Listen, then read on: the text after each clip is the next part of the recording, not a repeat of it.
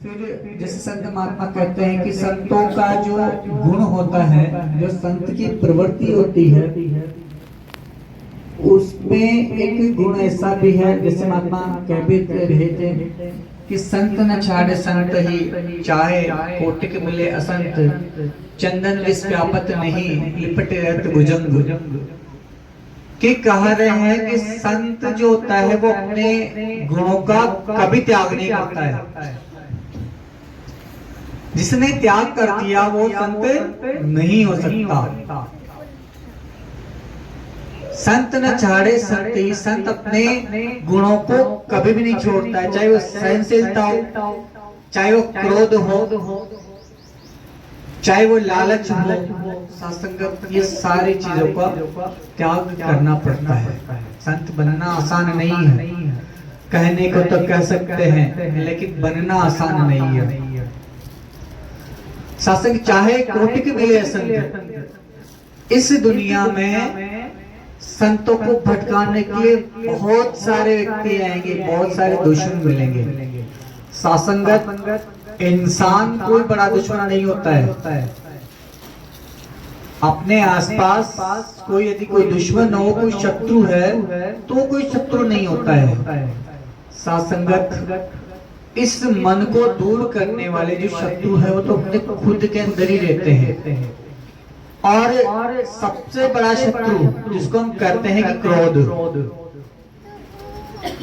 अहम, ये सबसे बड़े शत्रु इंसान के माने गए हैं। क्योंकि सत्संगत हम खुद के अंदर ही खुद का शत्रु रखते हैं। हम समझा ही नहीं सकते कि खुद के शत्रु को कैसे दूर किया जा सकता है। सत्संग जब सत्संग का सहारा लेते हैं तब ये बात बनती है। इसलिए तो कहते हैं कि महात्मा कह भी रहे थे कि सत्संग बिन विवेक न होई, राम कृपा बिन सुलभ न सोई। कि बिना सत्संग के विवेक प्राप्त नहीं हो सकता, और जहाँ विवेक नहीं है वहाँ क्रोध को मिटाना आसान नहीं है, अहम को मिटाना आसान नहीं है। विवेक का होना बड़ा जरूरी है, और जहाँ विवेक आ जाता है वहाँ संत के गुण विकसित हो जाते हैं। सत्संगत दास को एक बात याद आ रही है कि एक बार बाबा हरदेव सिंह जी महाराज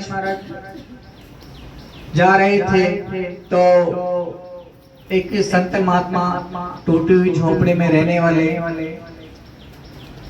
बात बन गई तो उन संत के घर पे चले गए। संत को पता लग गया कि बाबा जी खुद आ रहे हैं। बड़ी कृपा होती है सत्संगत जब बाबा जी खुद अपने पैरों के चरणों को संतों के घर डालते हैं। तो सत्संगत वो गए, तो जैसे ही उनको पता लग गया कि बाबा जी खुद आ रहे हैं, तो आनंद फानंद जैसी व्यवस्था उनकी बनी। उन्होंने खूब कोशिश की कि बाबा जी को कोई कमी महसूस ना हो। सत्संगत सोफा सेट जैसा भी था उनके पास चादर वादर बिछाई गई जो धुली हुई थी, घर को संवारा गया जो झोपड़ी थी, जैसा खाना उनके पास था उन्होंने व्यवस्था की जल्दी के अंतर्गत। तो सत्संगत कुछ देर चर्चा हुई, सदगुरु ने अपने इस निरंकार की बात संतों महात्माओं को समझा रहे थे। ऐसे करते करते जब कुछ वक्त बीत गया तो फिर वापस निकल पड़े यात्रा पर। शाम हो गई। शाम होने के पश्चात बाबा जी के कपड़े जो थे महात्मा ले गए। तो सत्संगत तो देख रहे थे कि कुछ है तो नहीं, तो जेब में हाथ डाला। तो जेब में जैसे ही हाथ डाला सत्संगत एक जो टिश्यू पेपर होता है वो खून से सना हुआ था, खून उसके लगा हुआ था। तो सत्संगत उस संत ने पूछ लिया, मन में ग्लानि होती कि देखो हमने कितनी व्यवस्थाएं की फिर भी सदगुरु को हमने दुख दिया है, तो मैंने इसलिए वहां नहीं बोला, और जो टिश्यू पेपर था उसके हाथ को रख के मैंने जेब में उसको डाल लिया। तो सत्संगत ये होती है सहनशीलता। बाबा जी सीखने को बहुत कुछ मिलता है सत्संगत। अब बात आती है कि अभी कह रहे थे कि सदगुरु माता जी ने जो ज्ञान प्राप्त किया है वो कोई अलग ज्ञान नहीं है जो हमें दिया गया है, वही ज्ञान है ना, कोई दूसरा तो नहीं है कि दूसरा ज्ञान माता जी को और हमें अलग ज्ञान बख्शा हुआ हो। बाबा जी को कोई अलग ज्ञान था और हमें कोई अलग ज्ञान प्राप्त हुआ, ऐसा तो नहीं है कहीं पे। लेकिन सत्संगत जब सहनशीलता की बात आती है तो कहीं ना कहीं वीक हो जाते हैं, कमजोर हो जाते हैं और हम अपनी सहनशीलता को रख ही नहीं पाते हैं। तो सत्संगत जैसे महात्माओं ने समझाया कि सहनशीलता एक गुण है, एक पार्ट है एक संत का, तो उसको भी निभाना बहुत जरूरी होता है। और कहते हैं ना कि आसान नहीं है, बड़ा मुश्किल है। आप किसी वस्तु को आसानी से खरीद सकते हो, बाजार में बहुत सारी वस्तुएं मिलती है, किसी भी चीज को आप आसानी से खरीद सकते हो, लेकिन सहनशीलता को खरीदा नहीं जाता, इसको अपनाया जाता है। और ये कब अपनाया जाता है? जब विवेक मिलता है। ऐसे ही सत्संग विवेक सत्संग में जो संत आते हैं तो बात भक्ति की जाती है। तो आपने महात्मा कबीर जी का नाम काफी अच्छा सुना है, जाना है, और पूरी दुनिया लगभग उनको जानती है। किस लिए जानती है? कर्मों के आधार पर। सत्संगत बड़े जो करोड़पति हुए हैं कोई नहीं जानता, लेकिन कबीर जी को जानते हैं क्योंकि कर्म ऐसे थे। सत्संगत 4 विद्वान ऐसे ही गंगा जी स्नान करने के लिए जा रहे थे, और चारों विद्वान जो थे, और जो रेदास जी की बात है तो रेदास जी बैठे हुए थे, जो अपना काम था वो कर रहे थे। तो चारों विद्वान उधर से गुजरते हैं, और गुजरते हुए वो कहते हैं कि तुम गंगा जी स्नान जा रहे हो तो एक काम करो, ये दमड़ी है मेरे पास, इसको लेते जाओ और जाकर गंगा जी में इसको डाल लेना। सत्संगत पहले पैसे जो हुआ करते थे उसको दमड़ी कहते थे, आज पैसे हम कहते हैं, पहले दमड़ी जो भी मुद्रा थी उसको कहते थे। तो कि जाओ गंगा जी में इसको डाल के आ जाना। तो उन्होंने कहा ठीक हम ले जाते हैं। तो जाते पहले उन्होंने बोला कि एक काम करना, इसको गंगा जी में डालने से पहले जब तक गंगा जी अपने हाथ को बाहर नहीं निकाले, अपने हाथ में नहीं ले, तब तक इसको मत डालना, वापस ले आना। सत्संगत चारों विद्वान थे, बड़ा आश्चर्य हुआ उनको, कैसे महात्मा है, गंगा जी भी कभी ये कैसे काम करते हैं और इनके दमड़ी को लेंगे क्या? ऐसा तो हो ही नहीं सकता। चले गए, स्नान किया, स्नान करके जैसे वापस लौटने लगे तो एक उनमें से विद्वान को याद आया, अरे उस महात्मा ने वो दमड़ी भी तो दी है ना, उसको तो दे दो, कि वास्तव में ऐसा हो सकता है क्या? तो सत्संगत उन्होंने उस दमड़ी को जैसे ही फेंका, गंगा जी ने अपने हाथ बाहर निकाला, उस दमड़ी को अपने हाथ में ले लिया।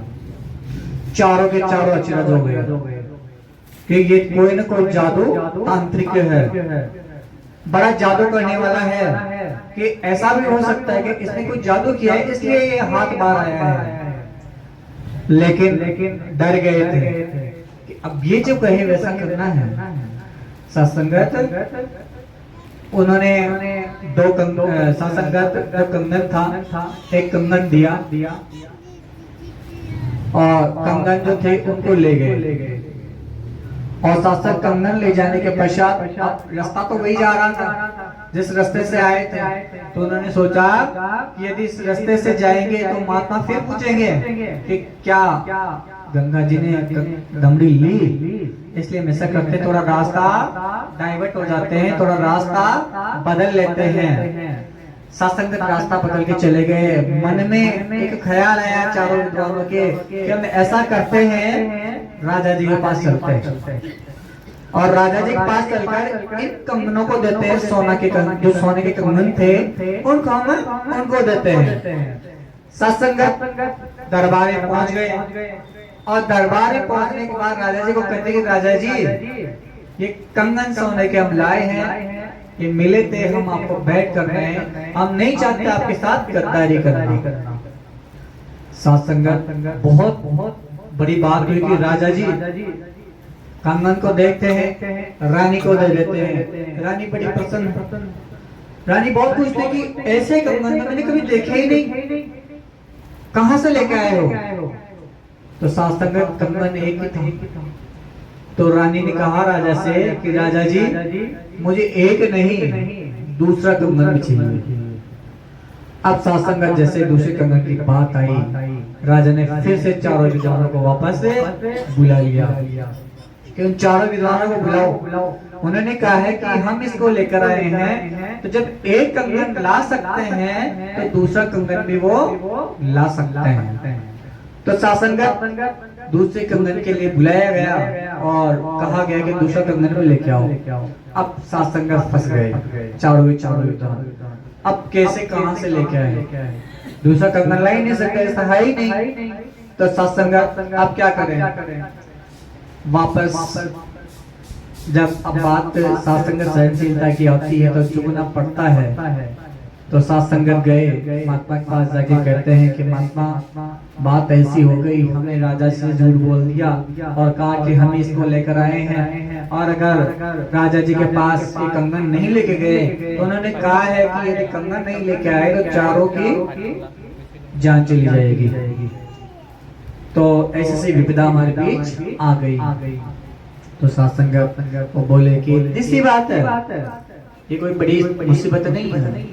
उन्होंने कहा कि सासंगत सामने जो जल का घड़ा खटोटी रखी गई थी उसमें से हाथ डालते हैं और दूसरा कंगन निकाल लेते हैं और कहते हैं कि जाओ राजा जी को लेके आ जाओ। सासंगत चारों के चारों विद्वान जिनको ये प्राउड था, ये अहम था कि ये क्या जानता है, चरणों में शरणागत हो गए कि आप एक साधारण आदमी नहीं हो, आप बहुत बड़े महापुरुष ईश्वर का रूप हो। शासन में इसलिए बाबा जी कह रहे हैं, अवतार वाणी में समझाएगा, पांचों पुराण में समझाया गया कि गृहस्थ आश्रम में रहकर भी अपने जीवन को, अपनी भक्ति को पूरा किया जा सकता है। शासन को गृहस्थ आश्रम में रहते हो फिर भी भक्ति परवान थी। सासंगत हमें भी यही मैसेज दिया जा रहा है। अब सासंगत जैसे अवतार वाणी समझा रहे कि एक ना भूले दो ना भूले, भूला फिरता जगत तमाम, नामे की पहचान नहीं है मुंह से रटते राम नाम। सासंगत सदगुरु ने ज्ञान समझा दिया है। अब कई बार संत कहते हैं कि राम को तो जानते हैं लेकिन नाम की बात को नहीं मानते। सासंगत संतों की बात को मानना पड़ेगा। जब संत की बात मानते हैं तो फिर ना प्राउड ना अहम होता है, ना क्रोध होता है, ना लालच होता है। आगे क्या कहे? मन के कहने पर निज बुद्धि उल्टी राह लगा बैठा, भांति भांति की गढ़ के प्रतिमा कई भगवान बना बैठा। सत्संग जी प्यार से कहना। अब कह रहे हैं कि मन के कहने पर निज बुद्धि उल्टी राह लगा बैठे। बात किसकी मानी? मन की। बात किसकी मान रहे हैं? मन की। जब मन की बात आ जाती है तो ये बुद्धि जो होती है वो उल्टी राह चलने लगती है।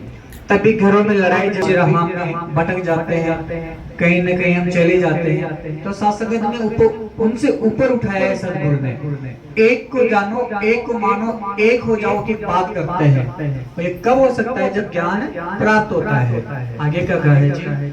जिसने सूरज चांद बनाए उसको दीप दिखाता है, सर्व सुगंधी के दाता आगे जा जा धूप जलाता है। सत्संग जी प्यार से कहना।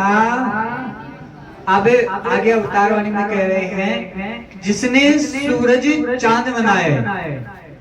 जब ज्ञान दिया था तब कहा था ना कि सूरज नौ प्रकृति समझाई थी, आप सभी को याद होगी। सूरज चांद सितारे ये भी नौ प्रकृति के भाग हैं। जिसने सूरज चांद बनाए उसको दीप दिखाता है। कि जिस परमात्मा ने इनकी रचना की उनके सामने हम दीपक जला के कह रहे हैं कि आप मेरे ईश्वर हो। सासंगत ये नहीं जाना कि इन तीनों को किसी ने बनाया है, और जो जान जाता है वो इन चीजों से ऊपर उठ जाता है। इन चीजों से परे हो जाता है कि जिसने सूरज चांद बनाए उसको दीप दिखाता है, धूप सुगंध के स्वामी आगे धूप सुगंध उड़ाता है।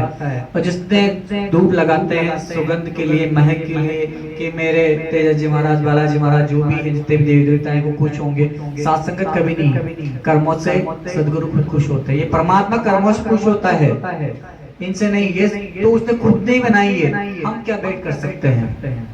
आगे क्या कहे? कर्म कांड की अंधियारी में बिल्कुल अंधा खाता है, उसको भोग लगाए मूर्ख जो कुल जग का दाता है। सत्संग जी आगे कह रहे हैं कि कर्म कांड के अंधियारों में बिल्कुल अंधा खाता है। सत्संगत हम देखते हैं कि ये 2 महीने होते हैं, चाहे कोई से धर्म की बात करें हम, चाहे हिंदू धर्म हो, चाहे मुस्लिम धर्म हो, चाहे ईसाई धर्म हो या सिख धर्म हो, कुछ न कुछ ऐसी बातें होती है, कुछ न कुछ ऐसे घटनाएं होती रहती है जिनके माध्यम से इंसान फंस जाता है और बीच बीच में ठोकरें खाता रहता है। कहीं आप जी बैठते हैं, कहीं लोग कहते हैं कि मैं भी तो वहां भी गया था, वहां भी ठीक नहीं हुआ, फिर यहाँ नहीं, फिर मैं वहां चला गया, फिर वहां भी ठीक नहीं हुआ, फिर यहाँ नहीं वहां चला गया, फिर वहां भी ठीक नहीं। सत्संग ठीक तो कहीं नहीं होने वाले। ये जब शरण निरंकार की शरण में नहीं आते तब तक कोई ठीक नहीं हो सकता। इस मन को जब तक ठीक नहीं किया जाता तब तक कोई ठीक नहीं हो सकता। जब ये मन ठीक हो जाता है सतगुरु की शरण में आने के बाद, तब सब कुछ ठीक हो जाएगा। तब ये बात ही समझ में आ जाएगी। सत्संगत फिर ये नहीं कि 10 बजे 11 बजे 12 बजे सत्संग में चलना है, फिर आप खुद दौड़े दौड़े 9:30 बजे जाओगे, ये तब बनता है। आगे क्या कह रहे हैं? अनंत अपार हरि को देखो, सीमाओं में लाता है, प्रभु मिलन के चावों में देखो, खुद ही धोखा खाता है। अब आगे कह रहे हैं कि प्रभु मिलन की चाह को देखो, प्रभु खुद जो निरंकार है ये सीमाओं में लाता है। सीमाएं मतलब सत्संगत इंसान भटक जाता है, कई चीजों को पार कर जाता है, वो खुद पे खुद का नियंत्रण नहीं रख पाता है। तो सदगुरु आते हैं, समझाते हैं, अरे भाई इन चीजों को छोड़ दो, ये तुम्हारे काम के नहीं, ये मेरे द्वारा रची हुई रचनाएं हैं जिनको मैंने बसाया है, मैंने चलाया है। अगर तुम संत के शरण में आ गए हो, इस निरंकार के ज्ञान को जान ही है, तो फिर कैसी ये विपदाएं आ रही हैं।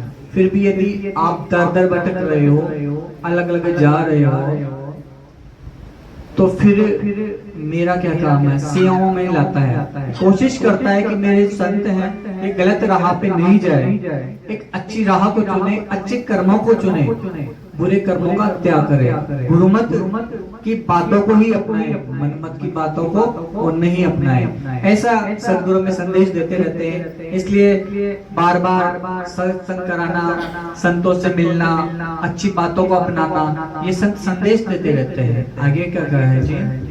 वायु में है महल बनाते और स्वप्नों की नींवों पर, कहे अवतार दया कर स्वामी इस जग के सब जीवों पर। सत्संग जी प्यार से कहना। अब अंतिम कड़ी में कह रहे हैं कि दया कर इन सब जीवों पर। सत्संग जरा बात समझने वाली है।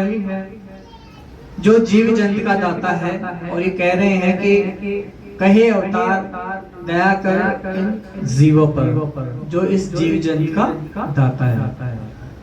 सासंगत बात जीवों पे दया करने की आ रही, तो आप सभी संत समझ सकते हैं प्रभु ने किसी को कुछ भी नहीं कहा है क्या खाना है क्या पीना है, लेकिन सत्संग में जब आते हैं, जब विवेक जागृत होता है, तब अवतार वाणी जब ध्यान में आती है, तो खुद कहते हैं कि जो जीव जंत का जाता है और दया करने की बात की जा रही है।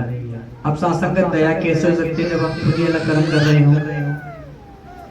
हम किसी जीव को सताते हैं तो दया की बात तो नहीं आती है, हम कुछ ना कुछ गलत तो कर्म कर रहे हैं। सत्संगत सिर्फ वो बात वहां तक रह जाती है जब तक सत्संग से नहीं जुड़ते। जब जुड़ाव हो जाता है तो हर बात क्लियर होती चली जाती है। सत्संगत आप कभी किसी गाय को देखो, उसको मांस का टुकड़ा डाल दो, खाएगी क्या? आप जरा घास डाल दो, उसको खा लेगी। सासंगत किसी शेर के सामने आप जाके उसको रोटी डालो नहीं खाएगा, लेकिन यदि उसके सामने मांस का टुकड़ा डाल दोगे तो वो खा जाके, उसका भोजन वही है। इस निरंकार ने हर एक चीज की रचना अपने हिसाब से कर रखी है। तो सासंगत वही बात है कि हम उस लेवल पर जो निरंकारी मिशन समझाना होता है उसको समझने की आवश्यकता है कि जो जीव जब समझ जाते हैं तो हम तो इंसान हैं, हम क्यों दर दर भटके हुए हैं। तो सासंगत दास ने शायद ज्यादा वक्त ले लिया, दास को वक्त लेना, कुछ काटा देश निकल गया हो। और सासंगत संगति प्रेम से कहना धन निरंकार जी।